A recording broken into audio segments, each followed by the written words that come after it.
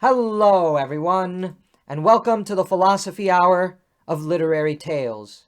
I'm your host, Paul Krause, and in this episode, we're exploring the philosophy of language, spirit, and culture in the philosophies of Johann Hamann and Johann Gottfried von Herder.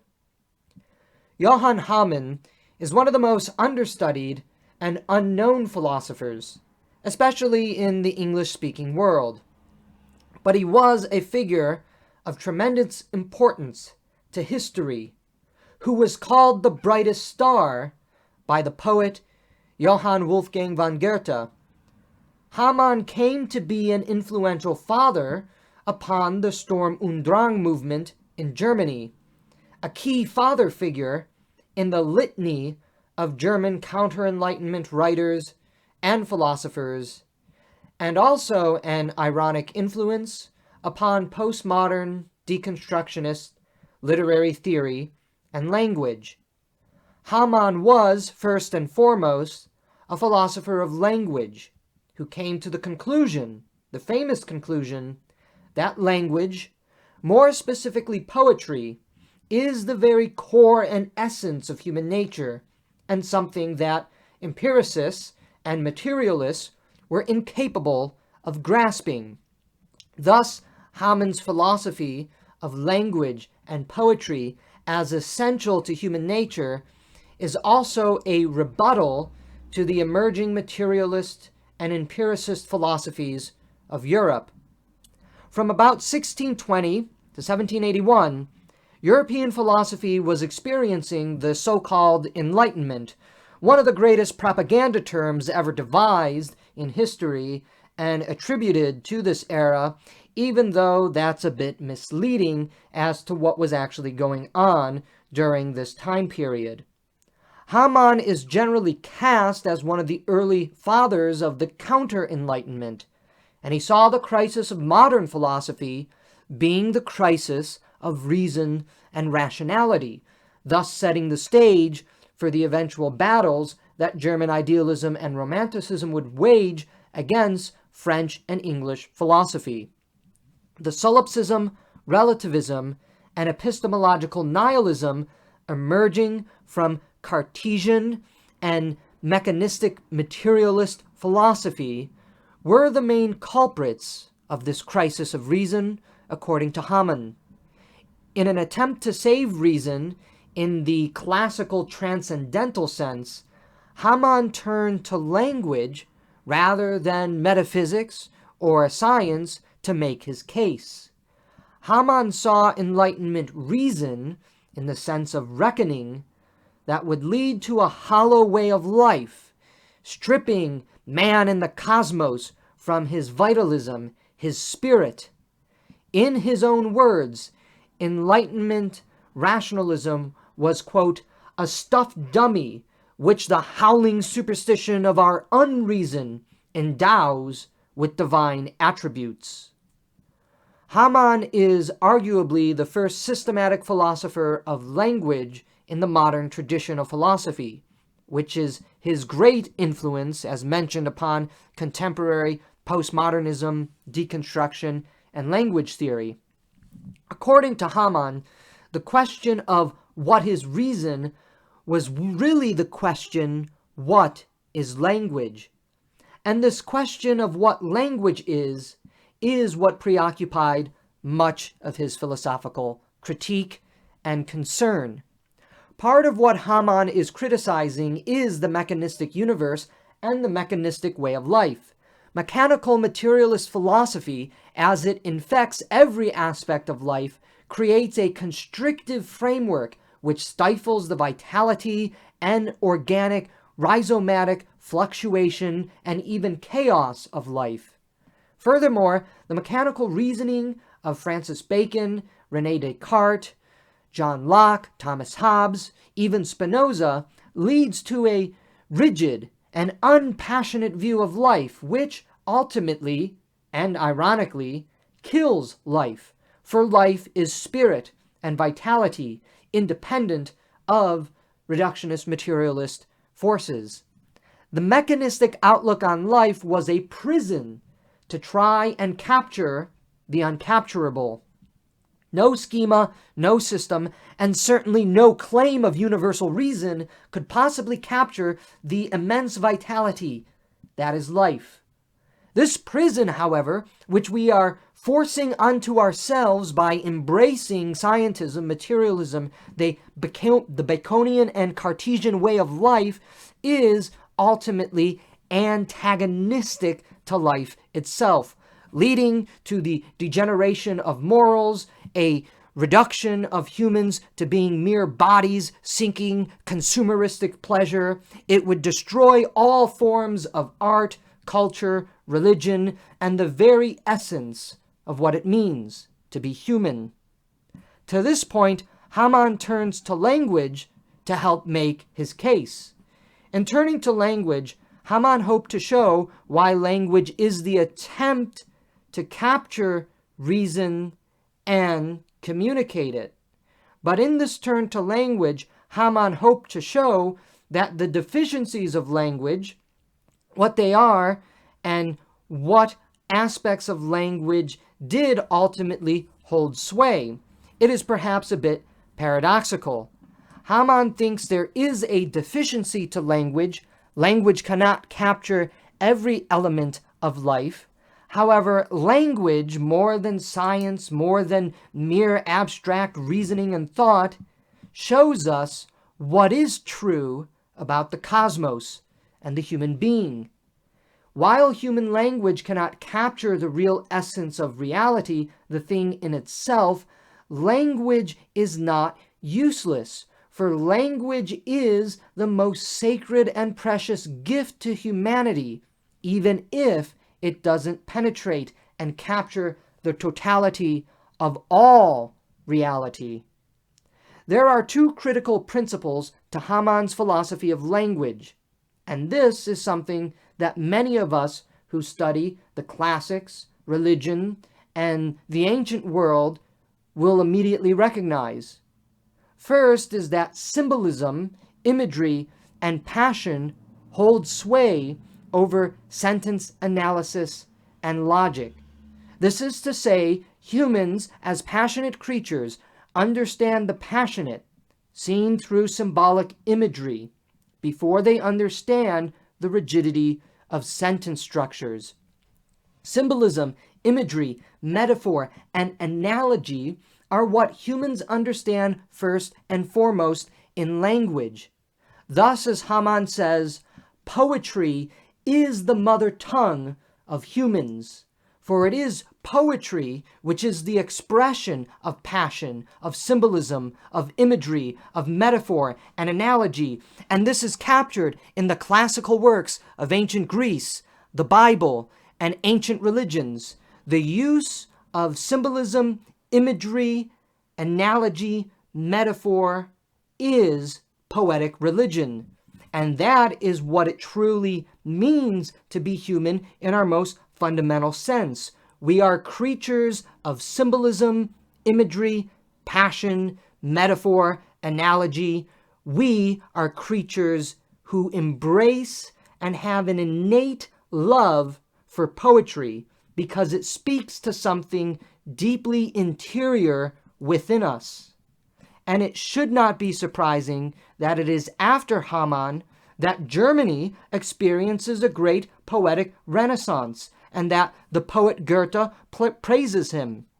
You have, after Hamann, the great renaissance of German literature, with Novalis, Goethe, Herder, Hölderlin, Schlegel, and so many others. The origins of language for Hamann begins in symbolism, imagery, and the archetypal. Indeed, the very essence of being human is encapsulated in poetry, but yet not fully revealed in poetry, because poetry only directs us to the world of the symbolic, the fantastical, the chaotic. Poetry, nevertheless, is the expression of our primal, most innate humanity. The absence of poetry, or counterfeit poetry, makes us, of course, inhuman, and science is everything but poetry. Thus, To embrace materialistic scientism in the way offered by Francis Bacon, by René Descartes, and their disciples is to truly destroy the artistic, symbolic, imagistic way of life. It is, according to Hamann, to strip the very essence and spirit of what it means to be human, and to argue that we are nothing but matter in motion. Language, then, is not about communicating thoughts in a formal manner, as in rigid, analytic, linguistic analysis. Language is ultimately about the chaotic, the passionate, the metaphorical, all things which humans instinctively and immediately grasp and understand because this is the fundamental reality of life and the world, but which scientists have no comprehension of because they have destroyed their own humanity, their own poetic existence, by embracing the lies of materialism. Yes, Hamann is an anti-materialist, and he is against the scientism offered in the so-called Enlightenment. And he argues that once you understand language as an expression of symbolism, imagery, of metaphor, and analogy, you recognize that humans are poetic animals. Now, the second and most important principle to language, according to Hamann, is that the purpose of language is mediation. Language is the mediation between man and nature, between man, and between man and God. Language allows for introspective contemplation and the mediation of the self to the broader cosmos. Most importantly, language is that which mediates between God and man. As he writes, every phenomenon of nature was a word, the sign, symbol, and pledge of a new, mysterious, inexpressible, but all the more intimate union, participation, and community of divine energies and ideas. Everything the human being heard from the beginning, saw with its eyes, looked upon and touched with its hands, was a living word, for God was the Word, the Logos. To embody the Logos is to enter into the journey to the celestial realm by the mediation of language. For Hamann, words describe an image. Therefore, language is the verbalization and written expression of an image, which is the mediation between humans and the thing itself, to which, of course, poetry, art, music, literature, and religion all become the instantiated mediators between us and the real things in life, and we often say that these forces speak to us in mysterious ways. Language and thought are therefore tied together in Hamann's philosophy. Language and conceptualization go hand in hand. They are tied together insofar that language is the spoken expression and mediation of a thought of conceptualization that has entered the mind through our own sense perceptions. Those who can't use symbols cannot think, and those who cannot understand symbols cannot understand anything at all. Thinking emerges with imagery and symbolism first and foremost, which is why humans instinctively understand imagery and symbolism in their language and in their writings. And this stands in stark opposition to Thomas Hobbes' linguistic theory, which argued that imagery, symbolism, and metaphor was useless and reflective of superstition.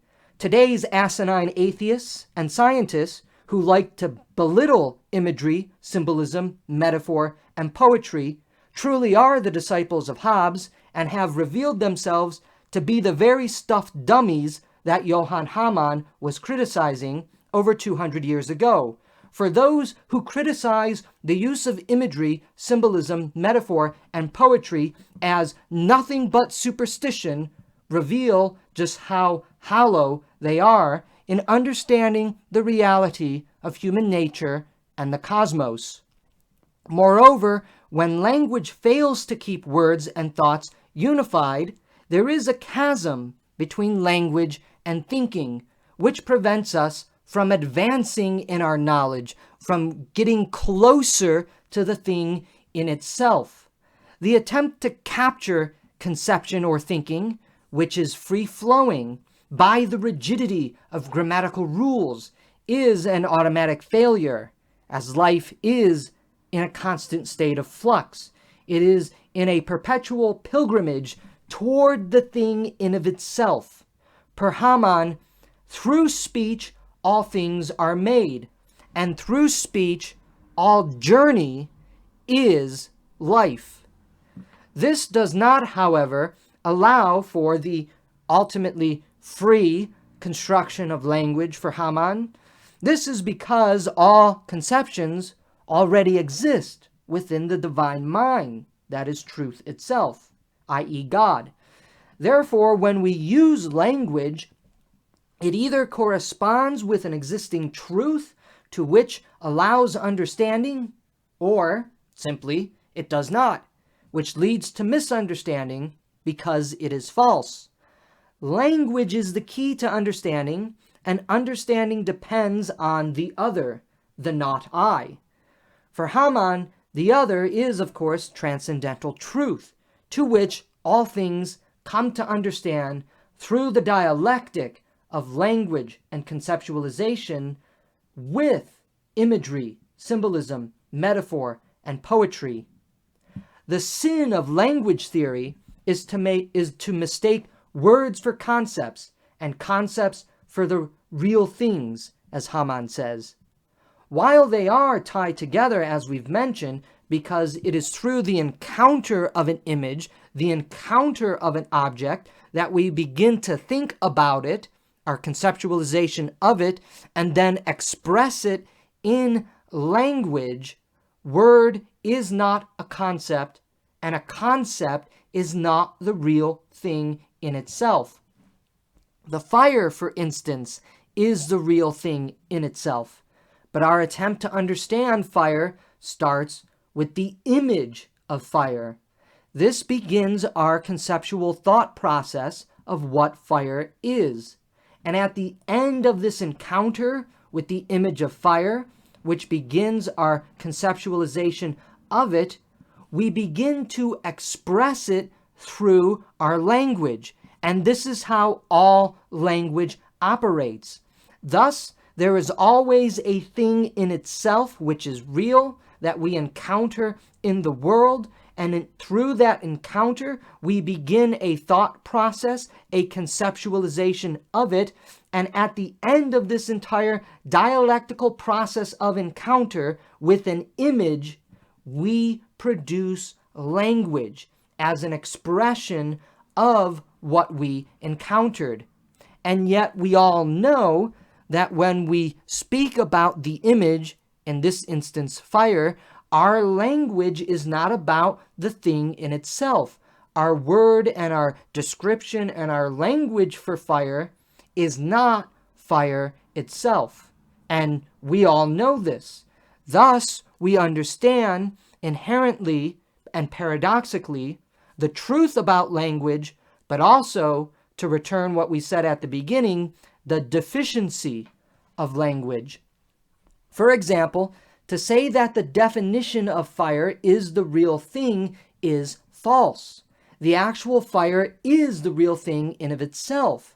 Our language of fire is just the verbalized expression of the conception of the image of fire, which we encounter in the world.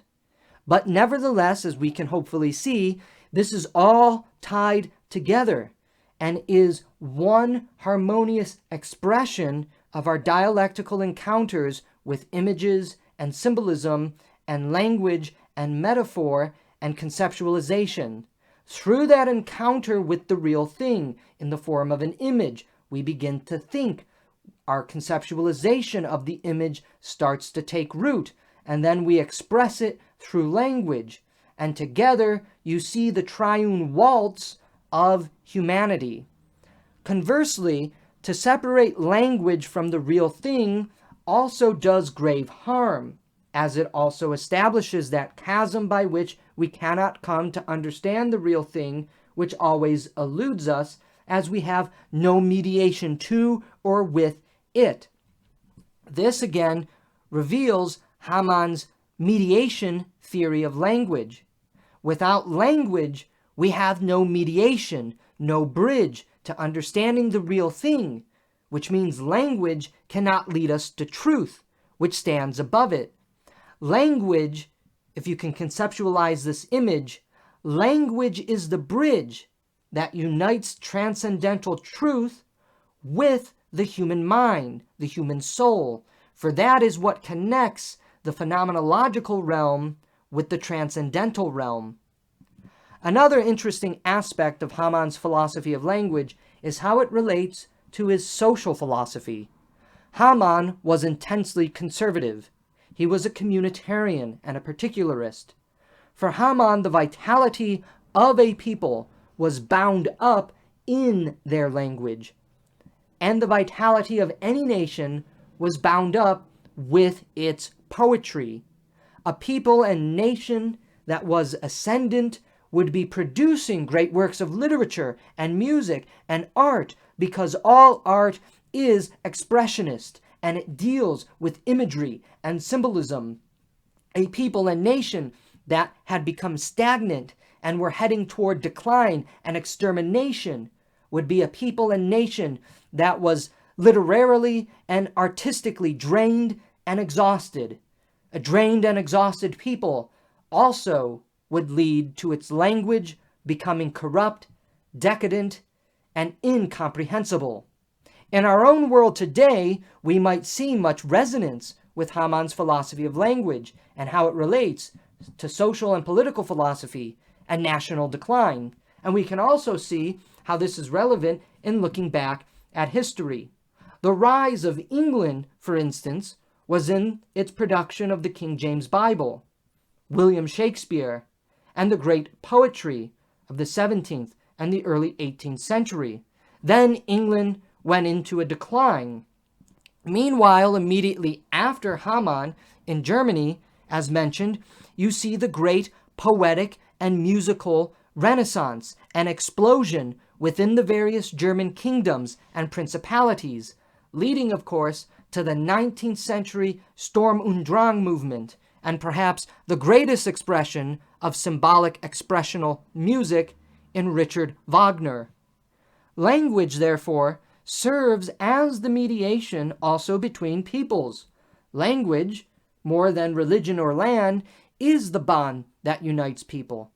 Hamann is a linguistic nationalist. Now, a people may share the same land and the same religion, and that's fine, but this is ultimately incidental.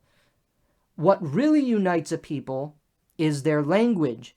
For people who speak the same language, irrespective of where they live in the land or what religion they practice, will understand one another and therefore be able to come into a community together. And in that community, we find life and vitality, and language is the medium by which all religion, culture, art, music, literature, etc. is finalized in. Consciousness is tied to language. The resuscitation of civilization is found in the resurrection of its language, because in language we find the unitive communicative force of divine love and understand which binds people together instead of tearing them asunder. After all, as Hamann looks back on the God of Genesis, the God of Genesis called life out of chaos through speech. Hamann has been appropriated, somewhat unfairly to himself, by linguistic deconstructionists, although that is an aspect of Hamann's systematic philosophy of language. But to only see Hamann as a linguistic deconstructionist is to miss his more fundamental claim, which we've been looking at in this episode and lecture, that language is the essence of humanity, and more specifically, that linguistic essence of humanity is found in poetry as an expression of the symbolic, the mythic, the anagogic, the analogical, the metaphorical. Hamann's philosophy of language is of the utmost importance today, and for anyone who studies the history of philosophy. Hamann's linguistic and literary nationalism marks him as an early father of Romanticism and the rest of the German idealist and Sturm und Drang movement. His assertions that the vitality and destiny of a people and nation as being bound up with its language is something that many people today have come to reassert. Hamann's perspectivism, image and symbol-based metaphysic of language became a major influence on Friedrich Nietzsche and Carl Jung, and Jung's reemergence in the popular sphere, thanks to Jordan Peterson, means that Hamann needs to be studied if you want to actually understand Carl Jung, whose ideas are found in Johann Hamann. Furthermore, the newfound interest in myth, symbolism, imagery, and archetypes were all dealt with by Hamann in the 18th century. While it is true that the analytic tradition of philosophy naturally skipped over Hamann, while the continental tradition preserved him, even where he has been preserved, he has been relegated to a second-tier figure, often behind, for instance, the great canonical continental philosophers like Kant, Hegel, and Nietzsche. What do we see, then, in Hamann's philosophy of language? Humans are poetic animals, symbolic and image-oriented creatures. Poetry and language are what makes us human. Moreover, it is poetry that mediates man to the sublime, to the universals, to God and the transcendent. Poetry and language that accompanies poetry visualizes and paints imagery for humans. Thus, humans are not language animals per se, but visual and symbolic animals first and foremost, and it is from visuality that language flows. And here you can see the influence that Hamann took from Aristotle and St. Thomas Aquinas, both of whom argued that humans learn first through images and not verbalization. Verbalization follows from our encounter with the image. Language is an attempt to describe the image, the symbolic, the metaphor. Lastly, human ties, community, are the product of a shared language, because it is language that mediates the bond between all humans and brings them together as one. And we have an intuitive common sense understanding that this is true. People who speak a different language are naturally separated from one another, and it is almost impossible to form a community of love and trust when you don't speak the same language, because you can ultimately not understand the other. Language is also that mystical force that allows man to penetrate into the divine. Put it this way, language is not the end in of itself. Language is the mediator, the bridge, the gateway, the sacrament to that which transcends it, and of course leads us to a higher reality. We are not united by the image. We are united by the shared language that transports us as if on celestial wings to that image. Once, however, we sever language from the image, we have no logos. We have no true rationality within us. Language is the great mediator between us and the divine, us and the transcendental, us and that which is higher than reason itself. As Johann Hamann says, höher als Vernunft, that which is higher than reason, is what the mediation of language attempts to reveal to us in our dialectic of encounter with the imagery and symbolism that gets our mind thinking, our conceptualization moving, and then expressed in language, which is then the gateway to our journey in life. So having just looked at the philosophy of language of Johann Hamann, now we can turn to Johann Gottfried von Herder and his philosophy of culture, and how it relates to the philosophy of Johann Hamann and grows out of it. Herder was one of the most important transitionary figures in German philosophy. Perhaps along with Fichte, Herder was actually one of the most influential philosophers after Kant, but became largely forgotten in the Kant to Hegel canonical study that dominates most philosophical departments, and even continental surveys. Nevertheless, Herder was instrumental in pioneering the organic, holistic theory of culture and history, which would influence the rest of post-Kantian German Romanticism and idealism in the 19th century.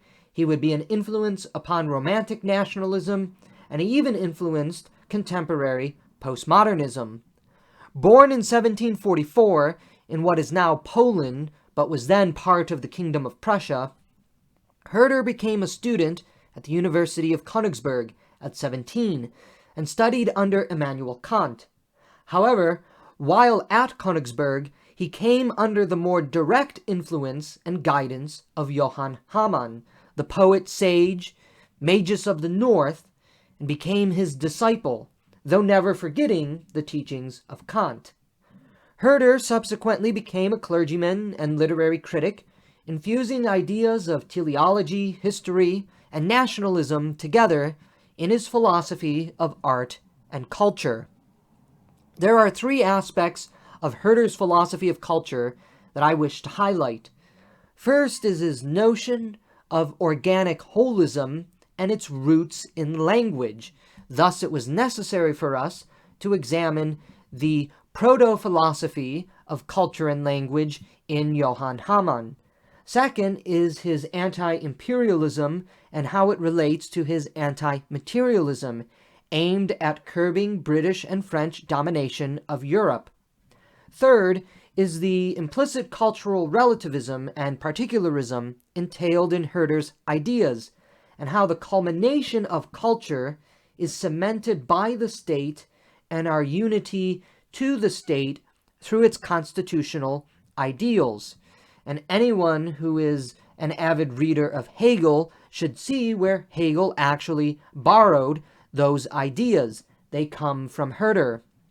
Then we will briefly pivot to understand how it all comes together in Herder's philosophy of Kultur, or culture, culminating in the arts, language, creativity, how it's all protected by law, by the state, and it is through artistic and cultural creativity that humans achieve the happiness that they seek. The origins of culture for Herder is the family writ large, that is the Volk, or the people. The Volk, with their specific language and bloodline from history, constitute the Lebensgeist, the life spirit, or the life force of the people. And as a people, assemble from the family to a tribe, to community, and to eventually a nation. Language is the basis in which a nation constitutes itself. Language, more than anything else, is the life spirit, the Lebensgeist, that brings people together and gives them life and meaning and vitality. People who share the Sprache, the language, the first language, who have been driven apart because of geography or superstition, imperial conquest by alien forces, are now realizing their unity with their separated brethren. One can see here how Herder anticipates German nationalism.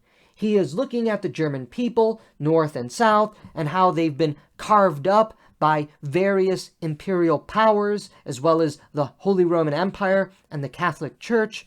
But now the German people are becoming one, and they are becoming one in their language. Why are the forces of language, and of course the family, the basis of the Volk and Kultur in Herder?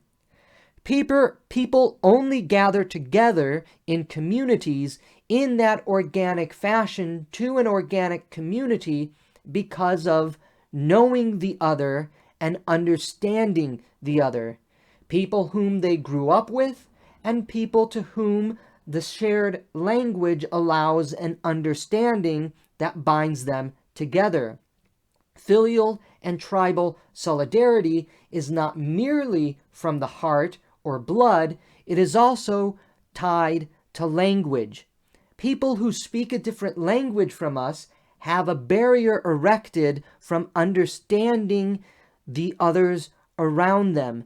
Those who descend from different lineages but speak the same language can be ingrafted into the community because of the shared language, which breeds understanding between people, which allows for a peaceful coexistence. However, when people speak a different language, this, more than anything else, causes separation, and it prevents any ability for people to understand and therefore trust and love one another. People unite under a shared language, and that is the prevailing spirit of how all people and all nations have come to be. It is through language arts and the creative arts and the filial worship that people engage in, we see the reality of the centrality of language. Literature, art, religious liturgies embody the primeval spirits of language.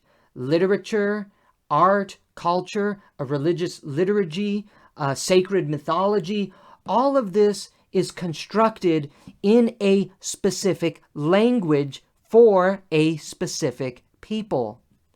Herder's organic holism, then, is irrevocably tied to his notion of romantic nationalism. Herder, it must be stated, was a nationalist, but not an imperialist. In fact, Herder was a staunch anti-imperialist and a pluralist. All peoples and nations have an Ursprache, genealogy that ought to be safeguarded, nurtured, and grown. All language, according to Herder, is divine, because the first act of God was to speak order into creation. Speech is the divine reality. Herder sought to defend the diverse plurality of peoples and nations against homogenizing imperialism, of the like exemplified in his mind by British and French imperialism, and also the Latin Catholic Church imposing its language over all forms of different people. Herder's philosophy of culture has, of course, as one can tell, an implicit pro-Protestant, anti-British, pro-German sentiment to it. Protestantism, more specifically in Herder's case, Lutheranism, was the proper religion of the German, not merely because it was Christian and therefore the true religion of rationality, but because it allowed principally for the linguistic flourishing of the German language in its vernacular translation of the Bible and the vernacular liturgy.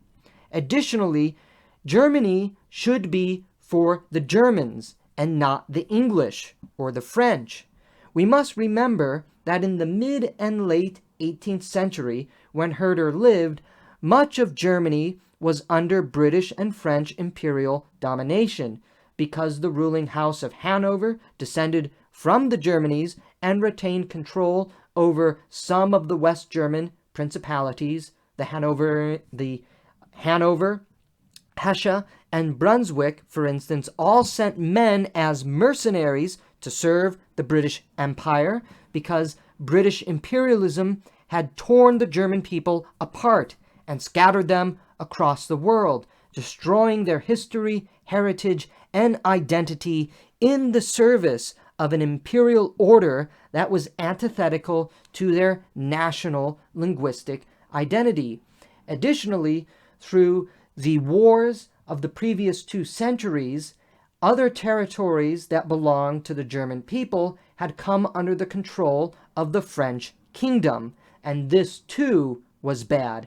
It was necessary, in Herder's mind, for all the German people to unite under a single nation where their religion, but most importantly their language, would be safeguarded from the intrusion, infection, and corruption of those who were different from them. This brings us to a further understanding of Herder's anti-imperialism as a manifestation of his anti-materialism.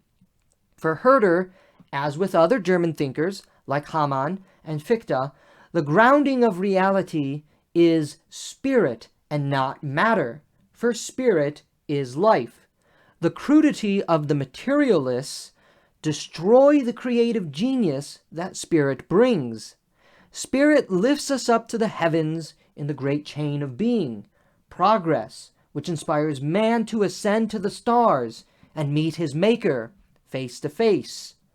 Herder pioneers what Fichte later refined in his philosophy, a spiritualist idealism that brings enchantment into the world and gives us purpose and meaning, while fending off against the reductionist materialism implied in the so-called Enlightenment philosophies of Bacon, Hume, and Voltaire. As Herder said of Voltaire, Voltaire's philosophy has spread, but mainly to the detriment of the world. Herder's philosophy of anti-materialism and anti-imperialism is related to this idea that if you are a materialist, you are by definition a universalist, because everything can be reduced to mere matter in motion. Language doesn't matter. Your heritage doesn't matter. Your genealogy doesn't matter. Your religion doesn't matter. Nothing matters, pardon the pun, because you are just matter in motion, consuming as much material good as possible for the satiation of your appetites. A materialistic outlook on life necessitates universal imperialist consumption, and the imperial orders of Britain and France in particular are simply manifestations of the worst philosophy imaginable, scientistic materialism, and its conquest of the entire globe. And that is why Herder tied his anti-materialism to anti-imperialism. He was trying to point out that if you embrace the materialism that leads to imperialism, you will eventually cause cultural annihilation. You will destroy entire peoples, entire communities, entire languages, entire religions in your pursuit of materialistic consumption. And there is no boundary for materialistic consumption. For instance, when German soldiers are used by the British Empire for their war machine, they are taken from the Germanies and cast into faraway lands like the Americas or India, and these men become aliens in the land they find themselves, and in the desire for acceptance and serenity, they erase their identities and adopt the identity of the majority they find themselves with. This, however, is something tragic, since a German is a German and not an Englishman.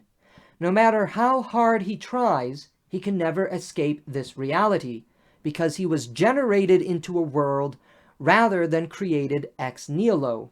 And here you can see Herder's philosophy of generative genealogy acting against the Enlightenment idea of pure self-creation, as if you have no relationship to your ancestors and no relationship to what comes after you. Herder's philosophy of anti-imperialism is also tied to his idea that all life is generated through a genealogy.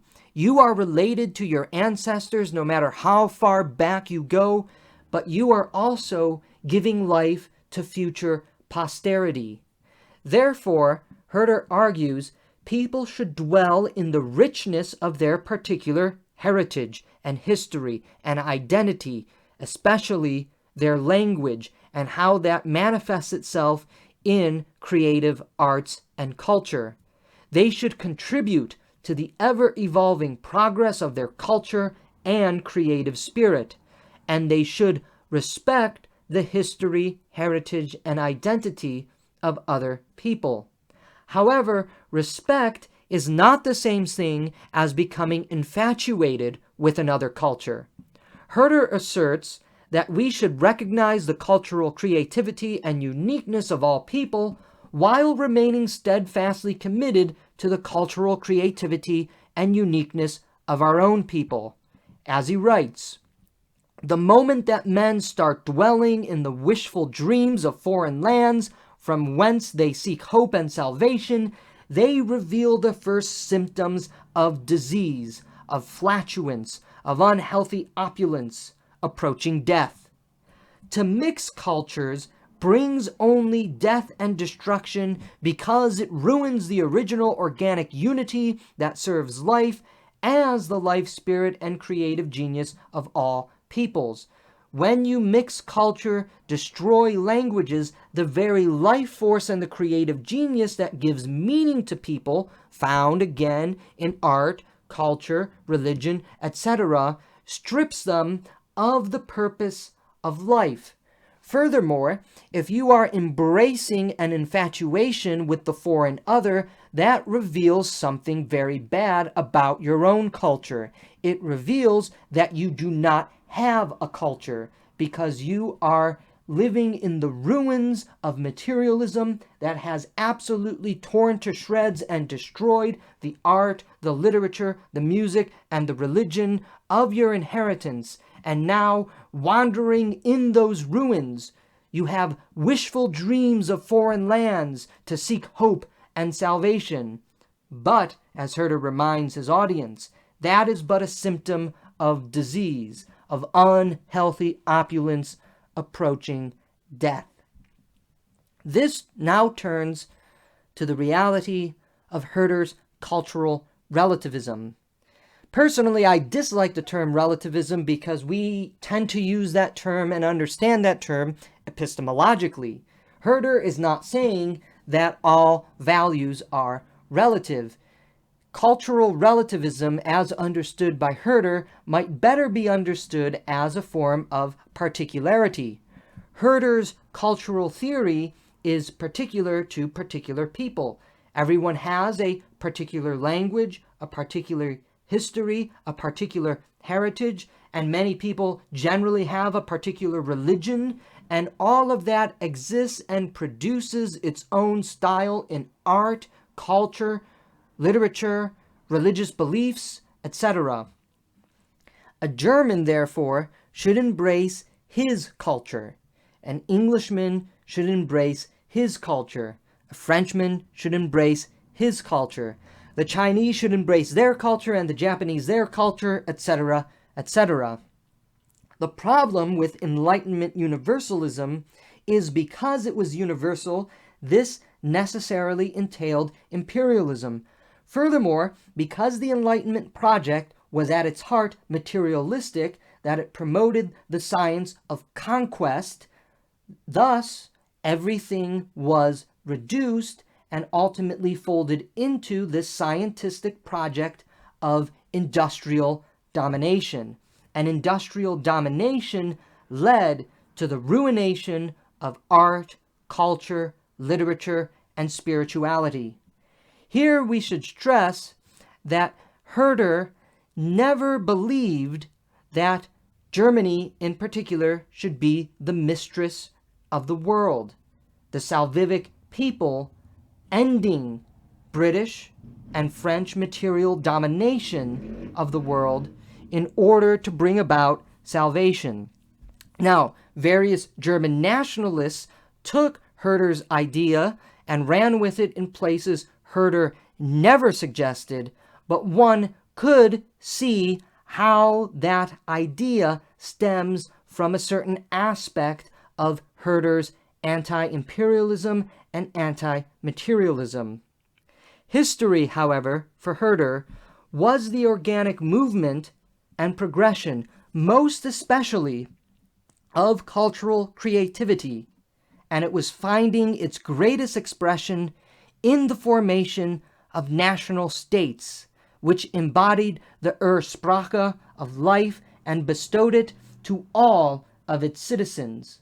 One can see how this is the end point of the creative spirit, which is then handing itself over to us to perpetuate forever and ever. It wasn't that long ago that the creative arts were generally contained to small towns and local regions. But now, as the progress of cultural creativity has advanced and national states are coming into history, coming into reality, what was once a local cultural treasure has become a national cultural treasure. A poem that was once contained to a small region of England, for instance, has now become a national poem, a poem whose beauty, majesty, and power can be experienced by all citizens and not just those who live in that area where it was born.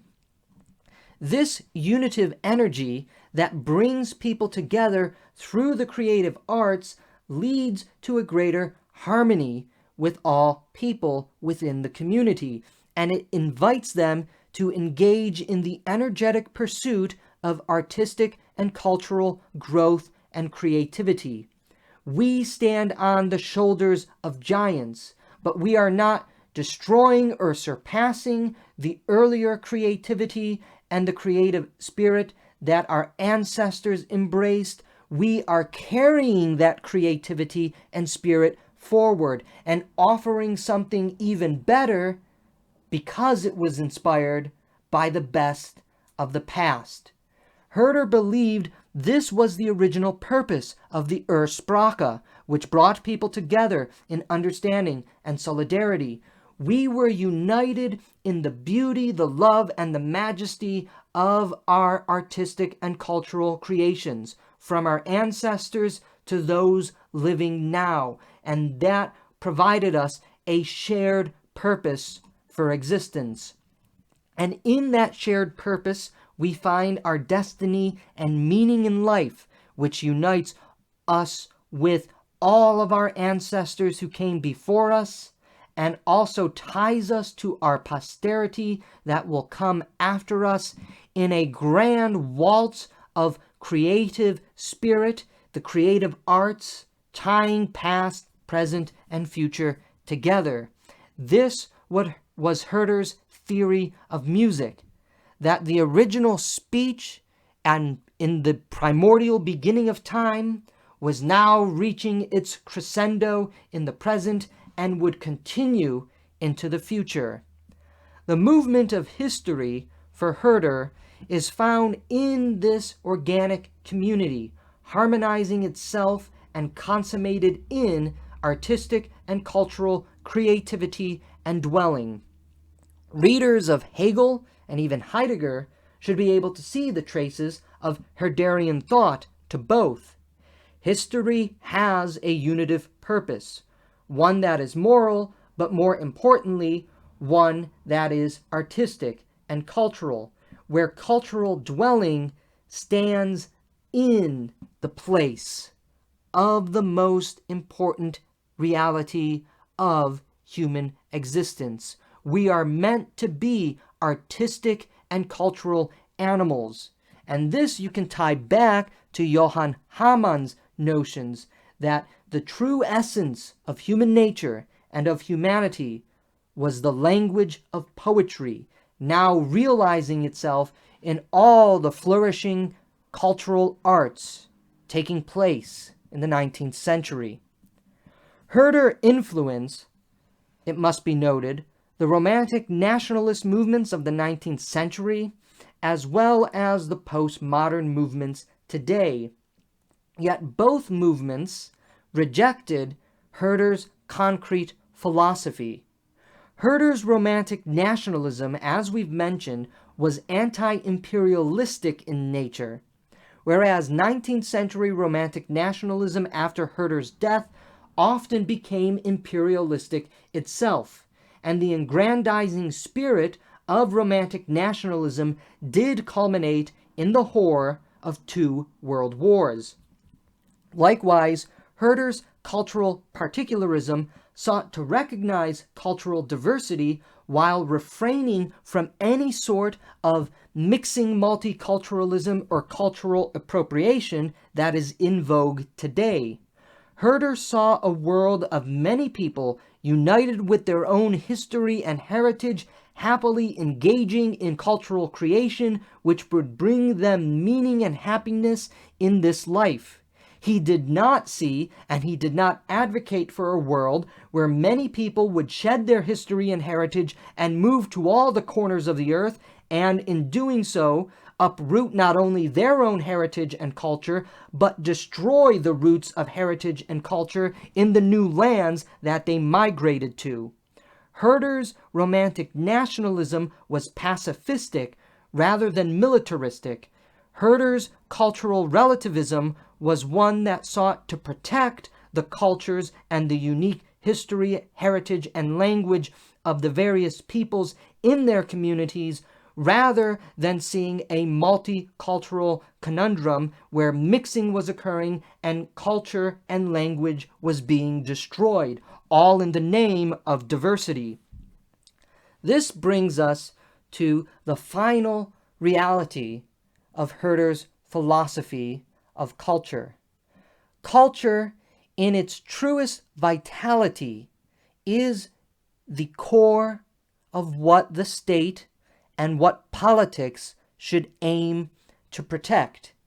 For that is the true vitalism, the true spirit of life of any people. When we look at our national heritage, our national story, our national identity, Herder says that we always turn to the arts, the great paintings, the great sculptures, the great stories, the great poetry that emanates from our history. That is the task of what the state and of what law and politics should aim to protect. For if it doesn't, the very spirit of life that gave meaning to our ancestors is giving meaning to us and will hopefully give meaning to our future generations will be destroyed. It will become a lifeless corpse, feeding on mere food and water until it finally dies in a warm bed and blanket, where all concern and consideration for cultural creativity and dwelling has died. If we become mere economic animals concerned only with the basis of our material and bodily satiation, all art, and therefore the very spirit of life, will die with the economic animal. If we sum up Herder's philosophy, it can be said that man does not live by bread alone, but by every word of the Spirit. And the Spirit is manifested in artistic and cultural creativity, and it invites us to find our meaning and purpose of life in artistic and cultural creativity. And the cultural, artistic creativity, first and foremost, is always found in language.